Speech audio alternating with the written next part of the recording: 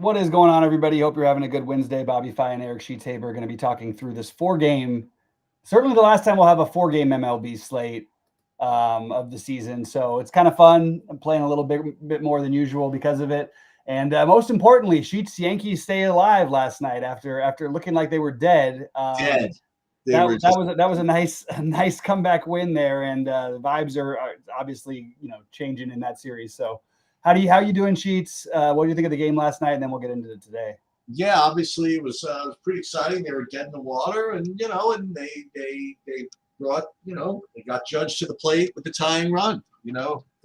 As the tying run, and whenever you can do that, you're live. And he hit. He hit a home run, which if they actually go on to do something in the playoffs, they'll remember as one of the legendary home runs in Yankee history. And if they get blown out today, people forget about it. So that's the way it goes sometimes. It's funny. I was thinking about that earlier. That about like home runs or plays that were in the middle of series that ended up like the team lost, whether people actually remember any of those or not. And I mean, the one really obvious one that bucks that trend was the Carlton Fisk home run. Carlton Fisk, yeah. But aside from that one, I can't think of like another what tremendous thing that it ended up losing anyway. Usually it does lead to the victory. That's for sure. Yeah. Okay. So tonight we have, what do we have pitching? We have Yamamoto, who I mean to me is kind of like the clear dude. I also have a kind of an awful take here. Mm-hmm. I mean, it's not awful. It's just my brand. Is that I just kind of think Schlittler is going to get rocked. How's he going to get rocked? I don't know why. I don't know how. But all of a sudden he's like the freaking Yankee hero. You know what I mean? Like all vibes are high. Like coming into, oh, thank God Schlittler's here, and just feels just prone to just get blasted. You know what I mean? Like I don't know. So that's my unfortunate jaded opinion. Although I would love for it not to be the case because I've been high on this kid the whole time. Yep. They need him and all that stuff, but it would just be way too karmically perfect for him to just get blown. In any case, I think that you look at the slate. I think that it's a very weak pitching slate overall. And when you have the weak pitching slate with one guy who's, I mean, clearly the best pitcher, I think that you probably should start most, if not all, of your lineups with Yamamoto. I think that would be my very non-difficult call to make. And then as far as the hitting goes, and we'll go game by game in a second. My initial look was that there are a lot of different ways you can go. So that would be. That's my initial take. What's your initial take on anything before we get into the game by game, I guess? Yeah, I really think it's Yamamoto than everybody else, and for all the people looking at ownership, you could just scratch off that 60%. It's going to be 75 to 80% at least that he's owned.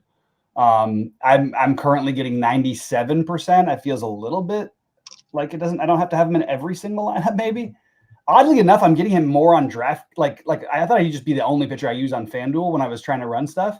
But for some reason, that's not been the case. So, I'm going to end up with mostly Yamamoto and Schlittler. Mm-hmm. The interesting thing is the lowest total of all these games is because that weather in Chicago is bad, is that Chicago game. Tyon in a must-win down 0-2, I don't trust the leash. Maybe they let Priester go a little bit further than usual if they can get some things going.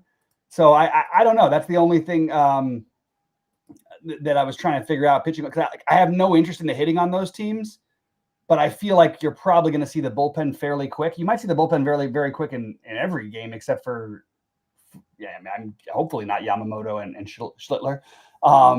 But that's sort of the way I'm looking at it. And I mean, I think it's pretty clear. Nola's struggled so much this season. And I don't even know, right now he's listed as an opener for what's his name, for not Luzardo, the other one, Suarez. I I personally think that the leash is short, but there is some upside there with Nola, even against the Dodgers. If you wanted to take a gamble, I think that might be worth like maybe just getting a little bit above the field on. That was something I thought, and like no one's gonna play the Phillies, Cubs, and Buck and Brewers. I don't really have any interest in the Brewers, to be honest with you, or the Cubs because that weather. But at the same time, like when it's a 4-game slate and everybody's going other directions, I think it's something to at least think about. Well, the other thing, I mean, listen, that we talked about yesterday was a couple of takes. I mean, a couple of like low guys. We both were talking about Robles, right? Yeah. Robles had a nice day, and then I almost won it all. If I could have gotten the Austin Wells home run late, I win the thing. And then the other guy I mentioned is, oh my God, like the Eugenio Suarez over his last 40, and he hit the home run, and he was like 40% of it. It's like, I know. Can't get away with murder. No. Yeah, as far as the lineups go, yeah, I see that that a couple of the Milwaukee guys are not as I had projected or expected. So those have to. Yeah, it's for what it's in the 50s, and there's 10-mile-an-hour winds blowing in from center. Now, every time we've said that lately, it feels like there's been an outlier game, and somebody's had like a big game, or it's been like a fairly high scoring game. But I personally X'd out the 5-man stacks from both those teams, and I actually X'd out the 4-man stacks as well. As of right now. Now, late swap could change some things, but that's where I'm at. Okay, so what do you think of the Seattle Detroit game? Because I was getting the KC Mize just because there are only few pitchers on the slate, so I was getting some of that. Like I guess you have to talk about the whole slate in general. It's like so which team do you think you'd want the most of, like Dodgers or Yankees or Dodgers? Okay. But I think those are the clear two. Yeah. I do like this first game though. Because I'm not really playing much of the Milwaukee Chicago game. I have the Dodgers, Yankees, and just barely beneath them both Seattle and Detroit. So maybe not as much as I don't like the 5-man stacks quite as much, but I do think that's the other game. And I have Miller a little bit ahead of Mize, just because the situation being up 2-1 versus being down 2-1, but it's really close. Like you could go either way, and I don't think it would be a. Well, talk through that. What's the logic? Down 2-1, you think he has less of a leash, right? Yeah, okay. I think down 2-1, you have no leash whatsoever. Literally, like even if you're pitching well, you're coming out in the third inning. What do you think of What do you think of the Toronto guy taking Bieber out? Early on? Yeah. Up 2-0, I was a little surprised, to be honest. But I was a little surprised, to be honest. But their middle bullpen is like one of their strengths, supposedly, although they look terrible. And the end of their bullpen is not quite the same. But I was a little surprised that they didn't let Bieber go a little longer. I think sometimes people get like when they have like a nice, like a big lead or whatever, I think they almost like get like overly conservative to where you're actually embracing more variance in baseball, I agree. And it's like they're starting to plan for the next series already or something like that. Is that their logic? I think that's so. Anybody who does that, in my opinion, is just. Especially when you're playing the Yankees, you know what I mean? Like you gotta put the freaking throttle on. You know what I mean? Absolutely. I think. Yeah, I agree. I also had like my other thing is I just don't think look, it's newer, that this Milwaukee team and everything, but just from watching like them over the last couple of weeks. I just think that I knew they were good and I knew they had a good year, but I was gone a lot of the summer. And I just didn't realize like how good a years a lot of these guys had and how really great they've been, how much young talent there is there. I knew they had young talent, but I thought they were maybe too young. But I was really impressed with them. I don't feel like the next series is going to be as much of an easy road, no matter who wins, the Cubs or the. Hang on, so just remind me again. So Seattle is up 2-1. Yep. Dodgers are up 2-0, right? Yep. Yankees are down 2-1, and what's Chicago, Milwaukee? 2-0 Milwaukee. Milwaukee's up 2-0. Okay. Yeah. and yeah, they're going to be tough. I mean, this is like this is the sort of the fun baseball Christmas, like, because this is like we might have no games tomorrow, or we might have the two, and we might have everybody could still be around. We might have nothing left. The everything could be set up. It's really just kind of a fun situation. Like, you might have everything decided by the end of today. In either case, I will be on a plane tomorrow. Either way, you're out of here anyway. I'll be on a plane with my son, probably watching the Giants game on the plane. Well, I'll be doing taxes, and that's what I'll be doing. Well, that's what people get for going on extension. You know what I want to like? You said you're good at this kind of stuff. So for you, it doesn't. For me, it stresses me out. I feel like I forget everything I was ever supposed to know when I go back to doing it again. I'm like, wait, what do I need to give them? What do I need to give to them? And I have an accountant too. Like, what do I have to get ready? Like, it's just like, I don't know. It stresses me out in a way that nothing else does. Something that we haven't really dealt with in a while. So remember that if you use SaberSim, they added this like portfolio diversification setting within the last like couple of months that kind of like made everybody's builds a lot more smooth and less like kind of like crazy, going after the top plays, whatever. But just for fun, I did two different builds today. One with the portfolio management aspect clicked in, and the other with just regular min uniques clicked in. And it emphasized again just the differences between those. Like, if I just went like kind of normal and did portfolio diversification, I have 95% Yamamoto and 41% Schlittler, et cetera, et cetera. And then if I just make the change, so you know what, I just want to go min uniques too. I mean, then it's like back to the old self. I mean, it's like all the Phillies. You know what I mean? Like, it's they're always interesting decisions that you have to make in this game. But I think Yamamoto is probably in good shape. Yeah, but I like the Phillies the thing is, like, there is a path where they can get to him, and it's not like they have only him. You know what I mean? We still have weird stuff in the bullpen going on. We got all the starters pitching out of the bullpen. There's a path, like, for Philadelphia definitely to get there. I actually, like I said, I like the Dodgers the most and the Yankees the second most, but that's just, forgetting ownership or everything. But I think Philadelphia would be, probably just behind like Seattle, Detroit. Like, they're right there. Like, I think that it's totally reasonable to play them, especially. Well, what you could do, by the way, is that because that game is the last game, you could change your mind. You know what I mean? Like, with how you want to do it, and that's where all the action is as far as like the main leverage, because Yamamoto is certainly projected to be the best pitcher.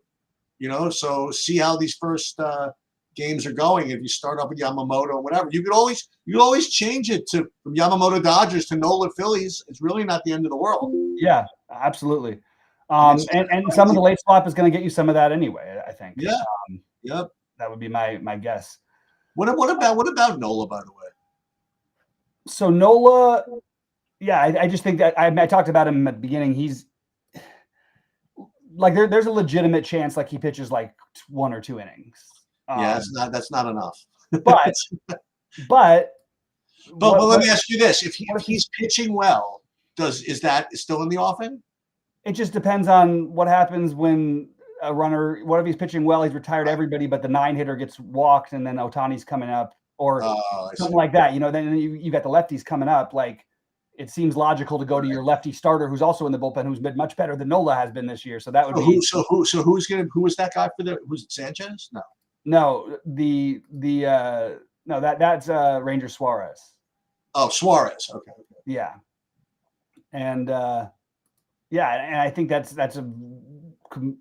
I think Suarez's projection is almost the same as Nola's. I think like they're pretty close. Okay.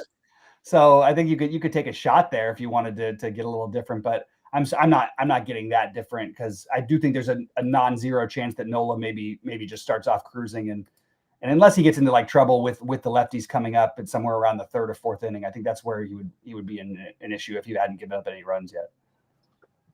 Let me see how much I'm getting from this. And look at yesterday was a great example, by the way.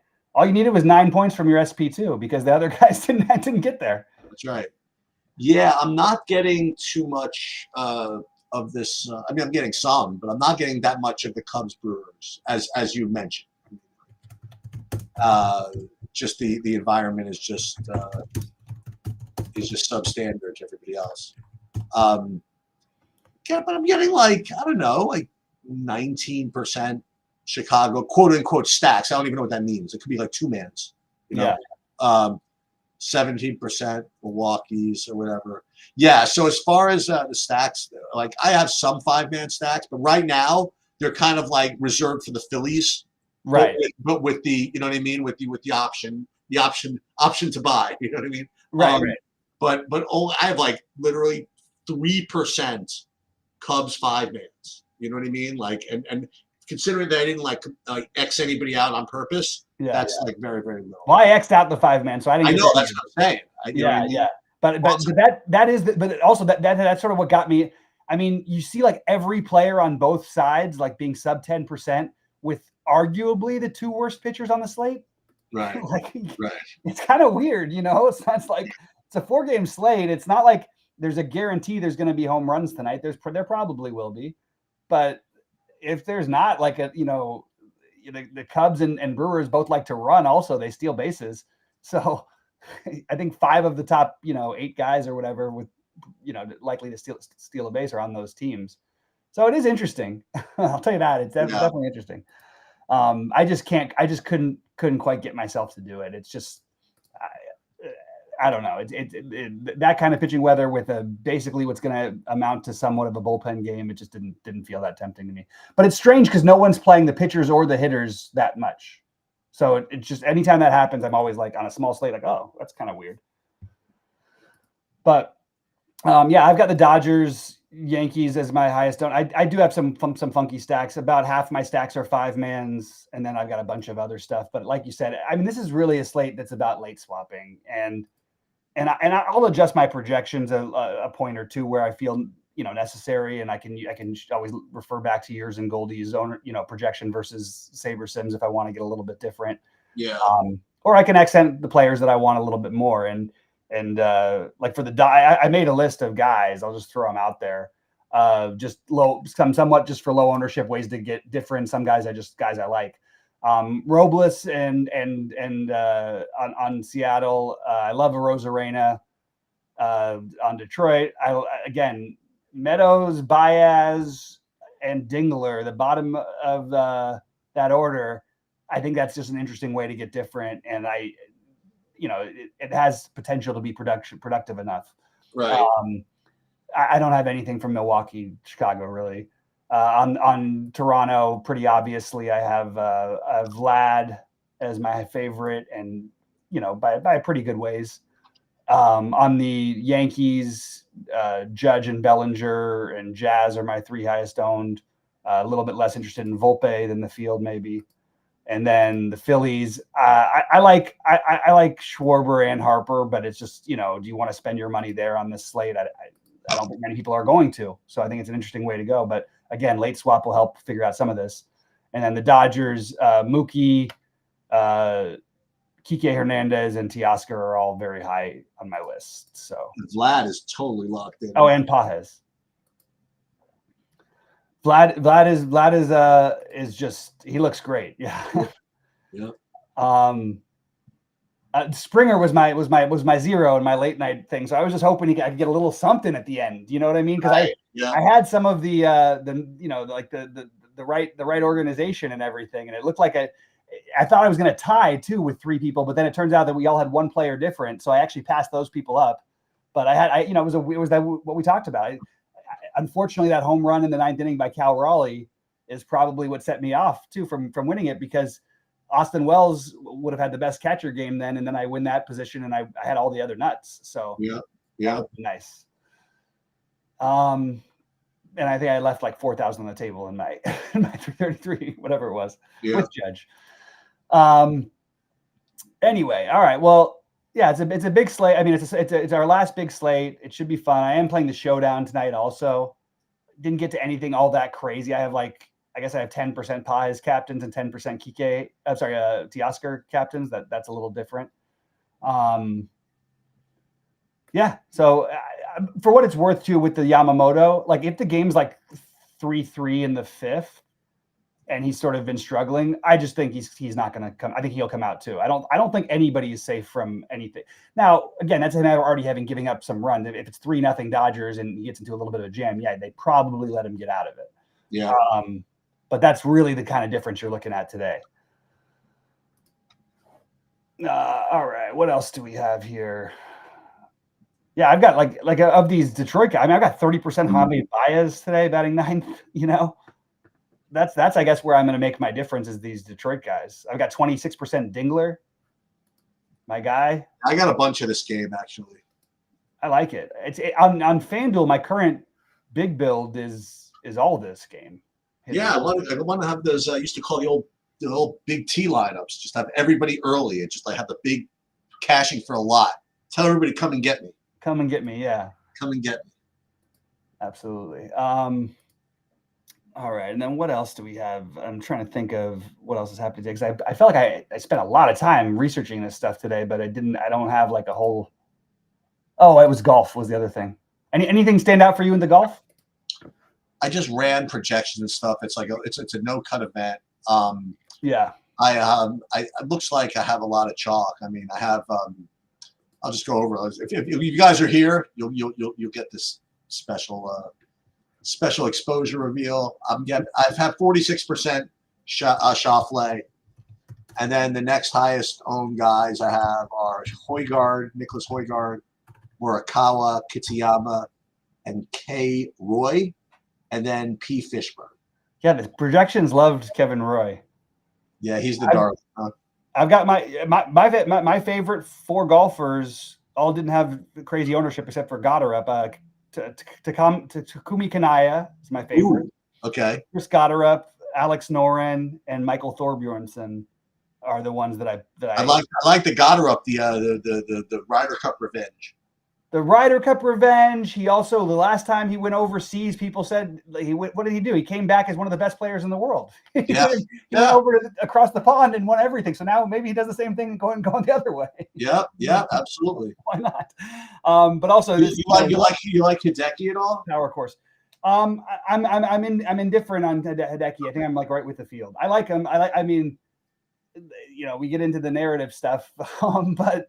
Right. But I don't know. It's he just hasn't played great in a while, and maybe this is the time he does. But I like Kanaya. I think Kanaya is my sneaky one to top 5 or maybe win the tournament. Yep. All right. I think that's pretty much it. We're going to come back and do a little football look. We'll do it in like a half an hour. You want to do that? Or you want to do it? That sounds great. Okay. All right. Well, everybody, good luck today. I'll repost.